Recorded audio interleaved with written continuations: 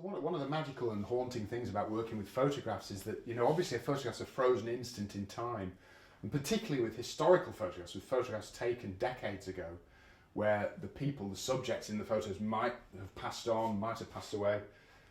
There's this kind of slightly unnerving sense of becoming friendly with them. As you create them out of paint, you get to know them somehow, at least in terms of their appearance on that particular day. But you get a sense of their presence, their physical stature, their presence, their relationship to the other people in the photographs. And you can't help wondering, if they were to find out that they were being turned into paintings, how would they feel about it? How would they respond?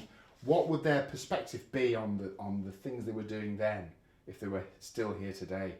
And if they were to see themselves in sort of an exhibition context in paintings, how would their feelings, their convictions, their opinions, their morality have changed in that intervening period between 1942 or 1941 and the present day?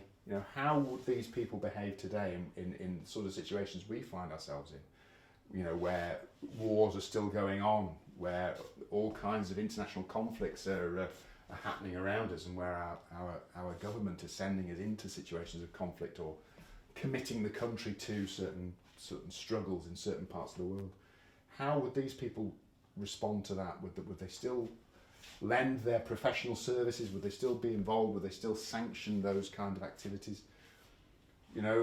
Is it a question of us always being subject to forces that we're not conscious of, to propaganda, to general social consensus? What is it that drives us into these situations, whether we're here at home or in a theatre of conflict ourselves? I just find it fascinating that these people in ordinary period dress, the long overcoats and the fedora hats and the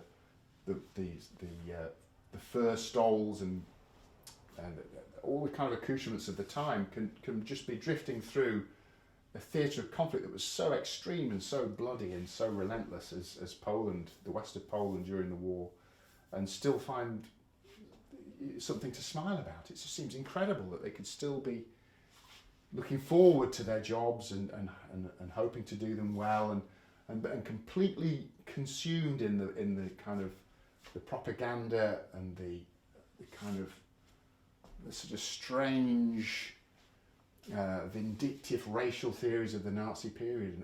They can still function as ordinary human beings and interact as ordinary human beings and do their jobs and not be troubled in their consciences by what the German state was doing all around them and what they were involved in as facilitators of that period in the history of that country.